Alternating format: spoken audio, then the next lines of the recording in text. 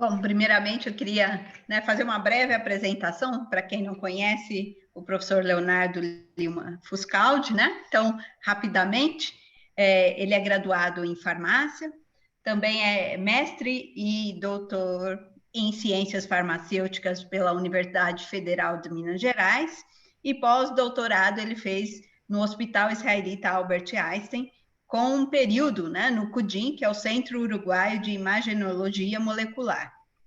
Atualmente, ele é professor da Faculdade de Ciências Médicas da Santa Casa de São Paulo e atua, então, né, na linha de pesquisa na área de radiofármacos ou radiofarmácia, né, e já tem vários artigos publicados, várias participações e prêmios também em congressos. Hoje, então, ele irá, né, como a Silvia mesmo colocou, fazer um levantamento e mostrar as principais áreas que serão abordadas no congresso da SBBN, que será realizado de 4 a 8 de outubro. Então, esse é o primeiro, né, dos webinários que está programado para a divulgação do congresso, onde os temas que o professor Leonardo irá abordar serão discutidos mais profundamente nas palestras dos nossos convidados. Então, é um prazer, muito obrigado, professor Leonardo, por ter aceito aí fazer a apresentação desse primeiro webinar e está com a palavra. Muito obrigada. Obrigado, Lu, pela introdução, a Silvia também pelo convite para participar desse primeiro webinar da SBBN, organizado pela SBBN Jovem. Eu vou compartilhar minha tela com vocês.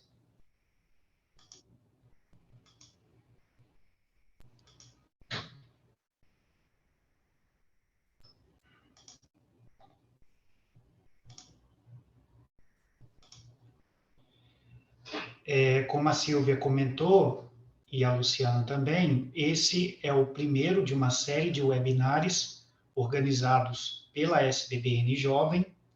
Para aqueles que ainda não conhecem, a SBBN Jovem é um comitê que foi criado pela SBBN para dar um espaço de comunicação com os sócios aspirantes ou com potenciais sócios aspirantes da sociedade.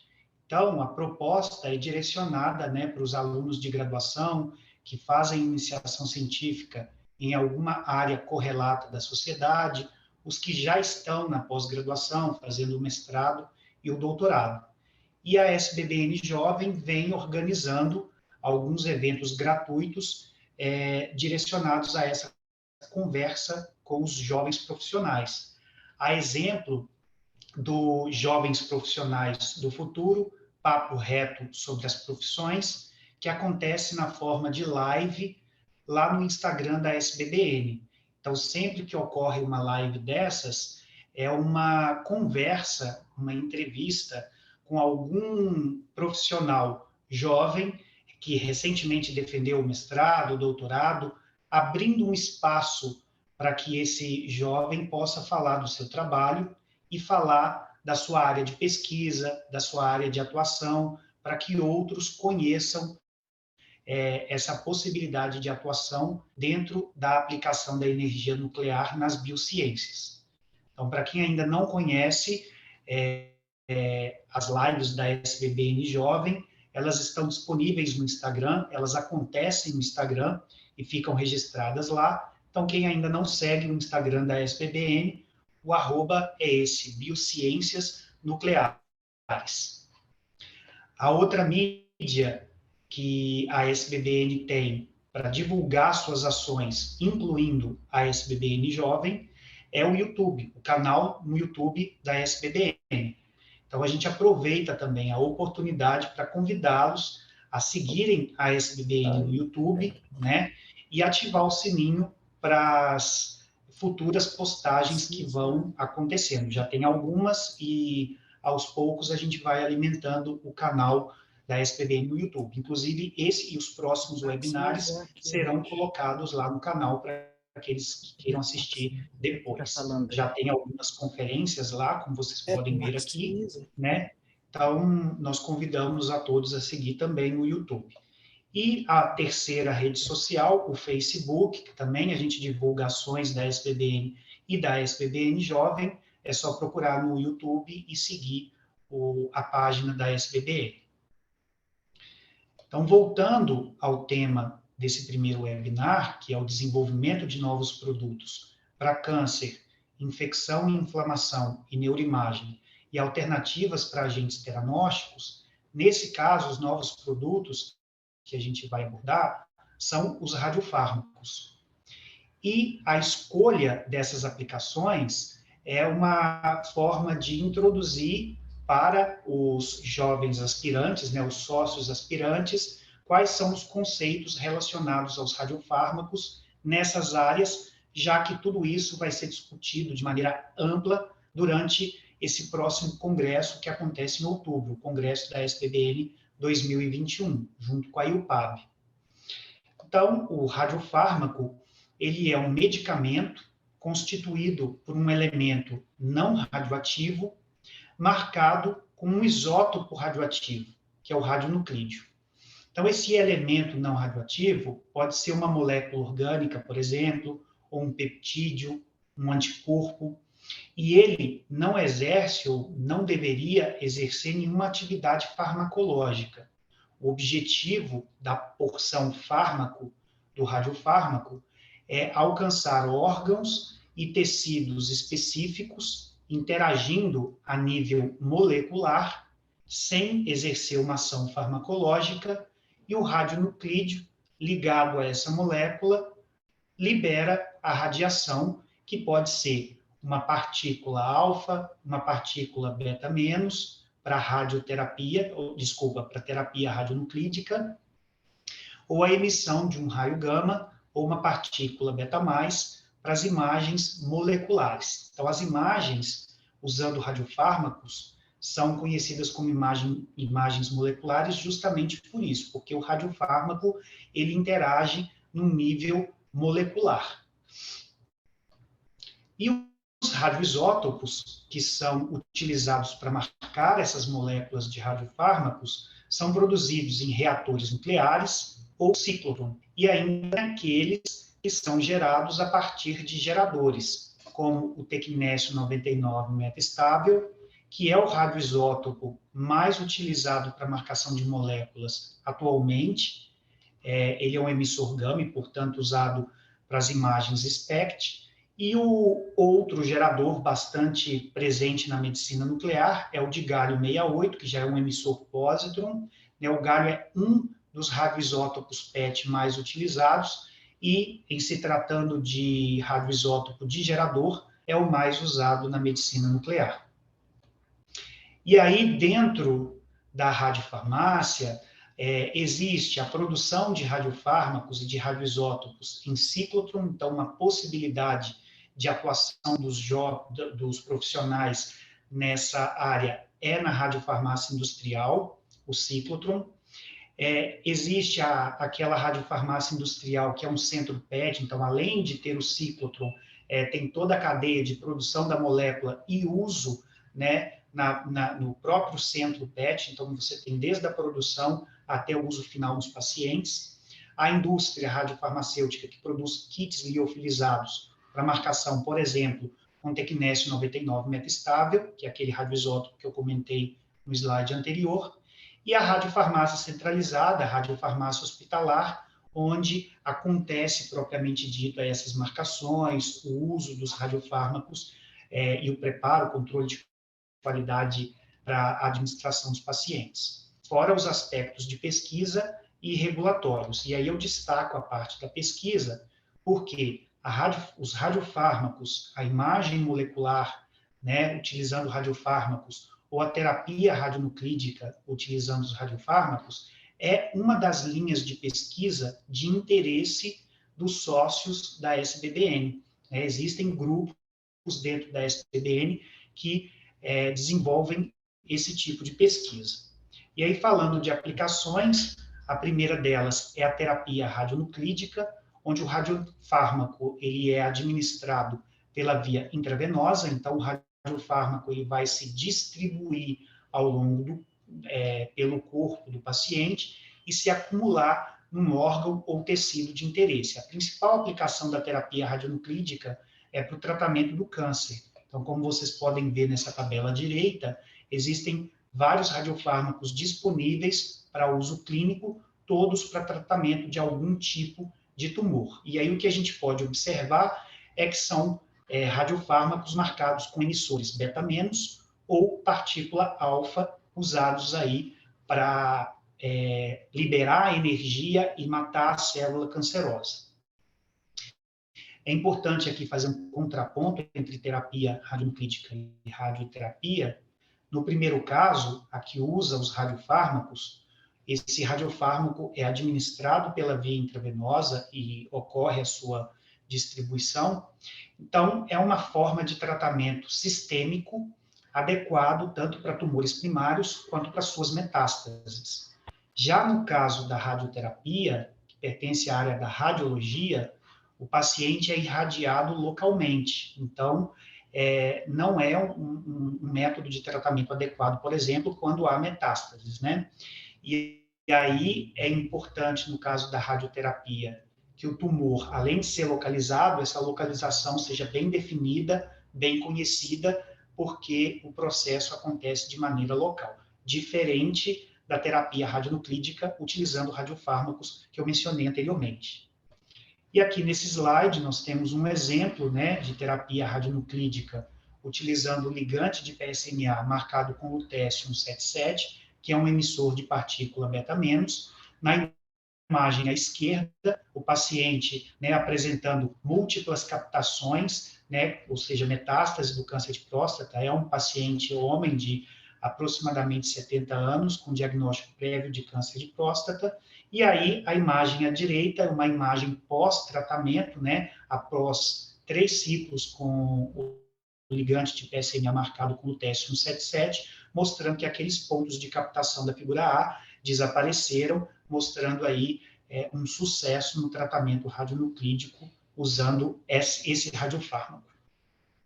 E aí, dentro desse contexto da produção de radiofármacos e radioisótopos, né, em reatores, ciclotrons, geradores, e o uso dos radiofármacos para o tratamento, dentro do Congresso SBBN 2021, haverá um simpósio intitulado Inovações Bioquímicas e Biotecnológicas para a Saúde, moderado pela doutora Priscila Pujati, que vai contar com importantes nomes internacionais, já mencionado, alguns deles, né, mencionados pela Silvia anteriormente, e aí nós teremos apresentações sobre produção de novos radioisótopos e novos radiofármacos produzidos em ciclotron, desenvolvimento de agentes terapêuticos baseados em imagem celular e também iniciativas globais para o desenvolvimento de radiofármacos teranósticos, que eu vou comentar um pouquinho para frente, né? O teranóstico é aquele radiofármaco que tem a possibilidade de ser usado tanto para o diagnóstico por imagem molecular, quanto para a terapia radionuclídica. E esse tema vai estar presente em diferentes mesas, diferentes simpósios, como vocês poderão ver. A outra aplicação dos radiofármacos é na aquisição de imagens moleculares em medicina nuclear, né? Então, existe a radiomarcação do radiofármaco, controle de qualidade, injeção no paciente. Após o tempo adequado de distribuição biológica, o paciente é encaminhado para a gama-câmara ou para a câmara PET para poder fazer a detecção da radiação emitida e reconstrução da imagem, geração das imagens. Em medicina nuclear, usando radiofármacos, existem 2 modalidades. A modalidade SPECT, que é a tomografia computadorizada por emissão de fótons único, quando o radioisótopo utilizado para marcar o radiofármaco é um emissor gama, como o tecnésio 99 metastável. E a modalidade PET, tomografia por emissão de pósitrons, é quando o radioisótopo utilizado para marcar o radiofármaco é um emissor de pósitron ou partícula beta+, que é o caso do galho 68 e do flúor 18. E aí, dentro desse sentido, existem aplicações dos radiofármacos para o imageamento de tecido de câncer, né, de tumores. Então, é sabido que alguns tecidos normais expressam receptores ou antígenos em uma certa proporção na superfície celular.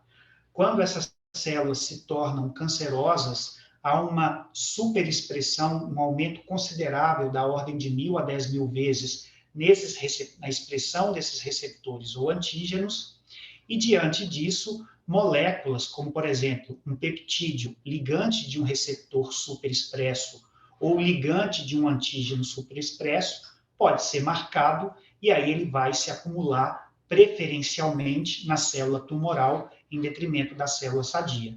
Isso vale tanto para a terapia radionuclídica, que eu comentei anteriormente, quanto para a aplicação em diagnóstico por imagem molecular. E aí, como exemplo, nesse caso, eu cito o ligante de PSMA11 marcado com galho 68. Aqui à esquerda tem uma imagem de um trabalho recentemente publicado do nosso grupo de pesquisa em radiofarmácia e imagem molecular, né, composto por pesquisadores do Einstein e aqui da Santa Casa, onde essa molécula foi, né, o processo de radiomarcação dessa molécula com galho 68 foi padronizado em um módulo de síntese automático, e aqui tem um exemplo de aplicação em paciente mostrando o nódulo de tumor de próstata.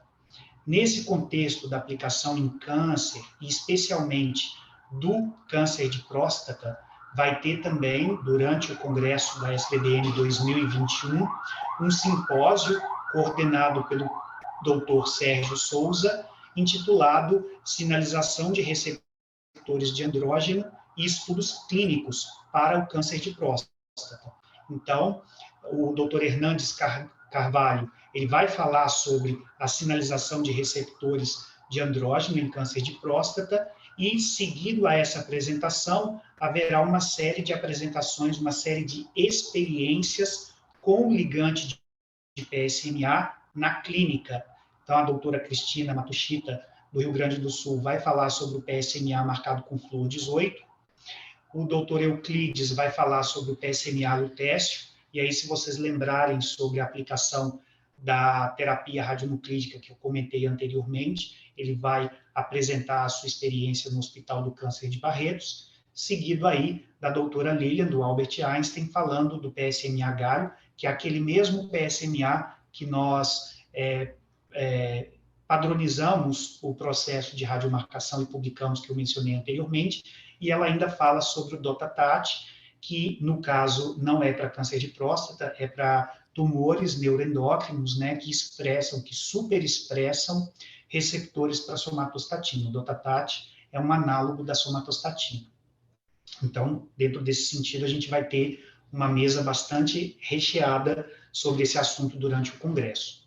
A outra aplicação de interesse dos radiofármacos que eu vou mencionar aqui é a aplicação para a imagem, né, de processos infecciosos e a distinção do processo infeccioso do processo inflamatório asséptico, e nesse sentido, peptídeos antimicrobianos vêm sendo desenvolvidos, porque eles apresentam a característica de serem moléculas catiônicas e que, portanto, interagem de maneira seletiva com bactérias, uma vez que as bactérias expressam fosfolípides ácidos, né, carregados negativamente, na folha externa da membrana plasmática dessas bactérias. Então, acaba ocorrendo uma interação seletiva por meio de interações eletrostáticas e também interações hidrofóbicas. E nisso, esses peptídeos acabam formando poros que podem levar à ruptura da membrana, à ruptura da célula, ou eles podem entrar na célula, inibir funções intracelulares, levando também à lise bacteriana. Nesse contexto de interação seletiva dos peptídeos antimicrobianos com células bacterianas, a proposta, considerando a imagem, é radiomarcar o peptídeo antimicrobiano com um radioisótopo e administrar num paciente onde se quer fazer o diagnóstico diferencial entre o processo infeccioso e o processo inflamatório estéreo. Em ambos os casos, ocorre um aumento na permeabilidade sanguínea na região do tecido afetado, então vai haver um acúmulo inicial do radiofármaco em ambos os casos. No caso do processo infeccioso, como existe a bactéria causando o processo inflamatório infeccioso, e, devido àquela interação seletiva que eu comentei no slide anterior, o radiofármaco tende a se acumular no sítio infeccioso, o que não vai acontecer se o sítio for um sítio de processo inflamatório asséptico, onde o radiofármaco entra, não encontra onde se ligar e acaba sendo depurado.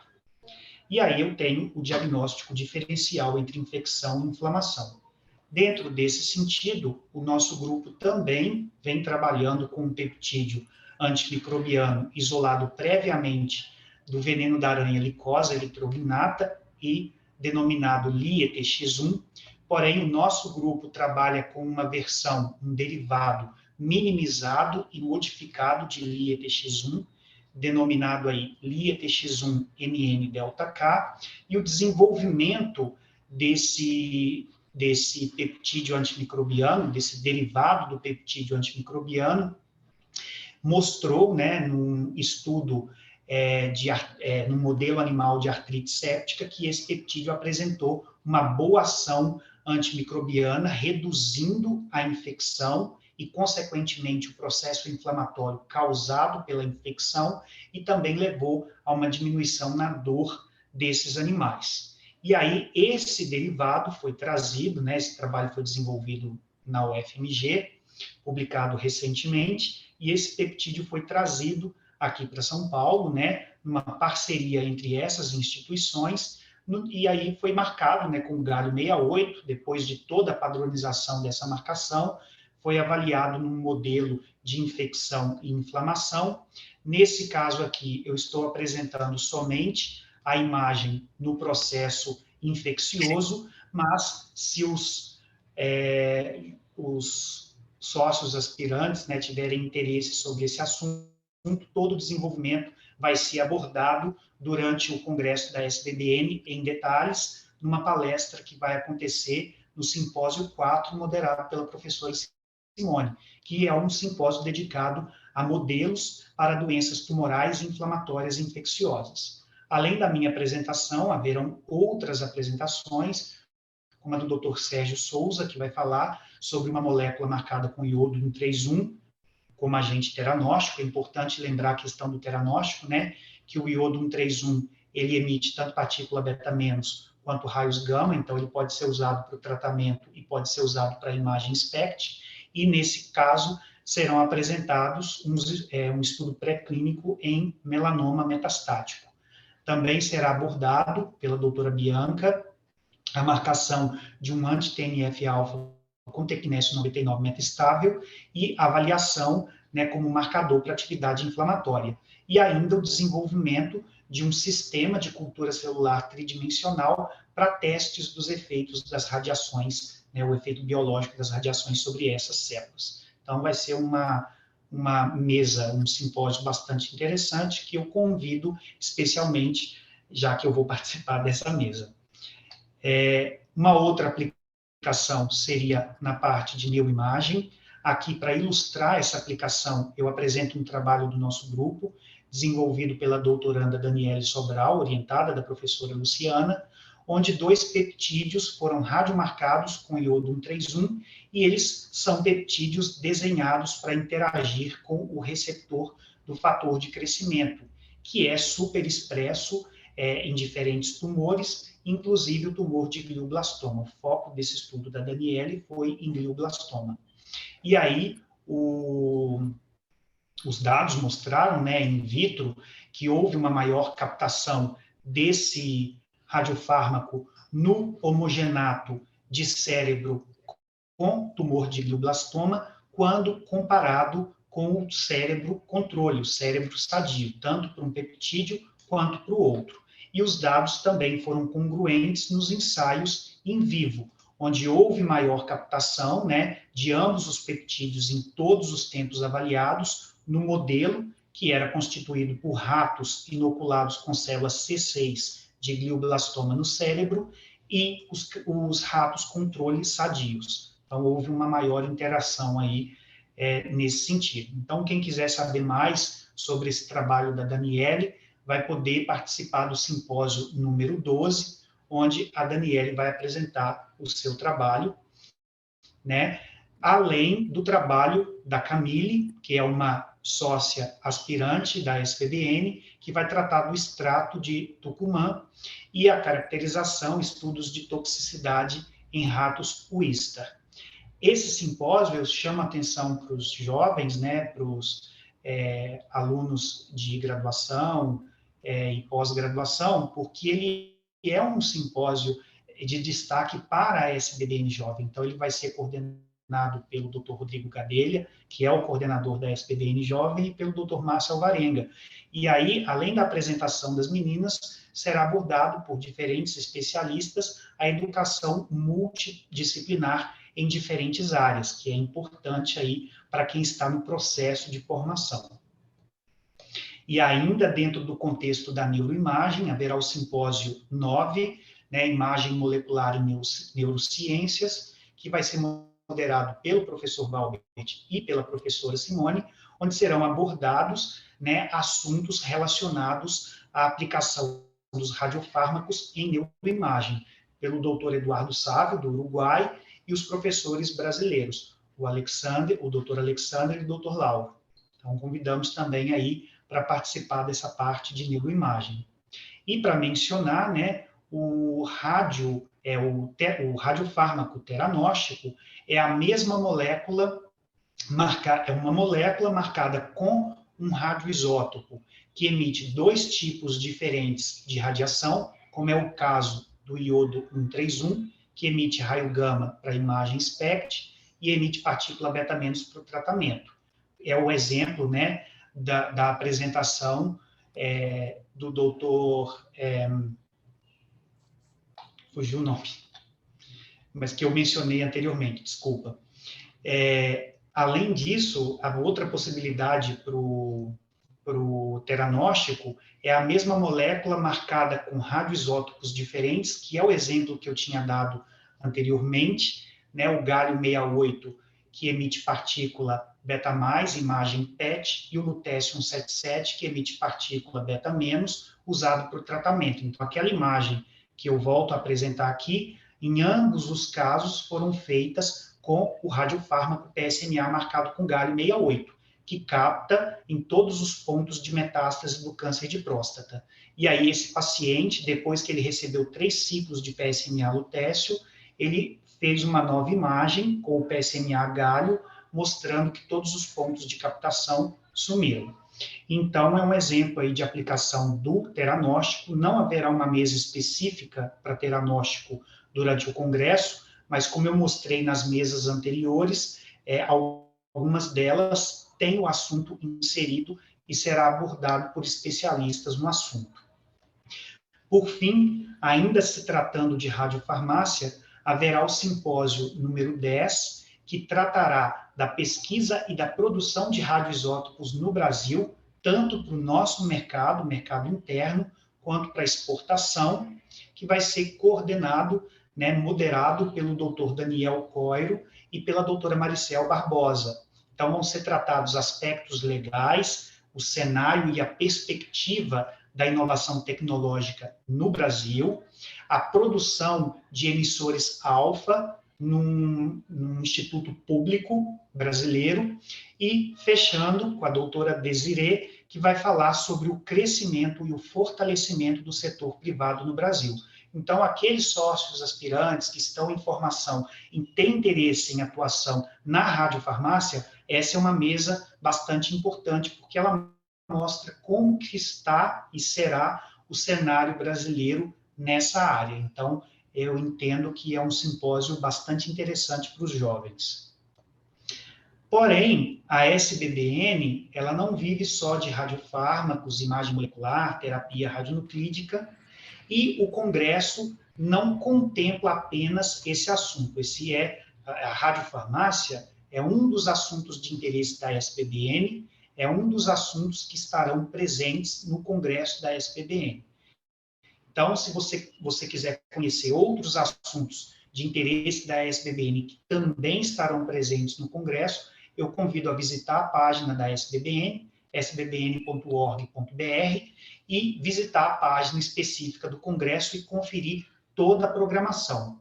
Além disso, nos próximos webinars, né, esse é o primeiro de uma série, serão trazidos outros membros da SPBN para falar das suas respectivas áreas, que também serão contempladas aí no Congresso.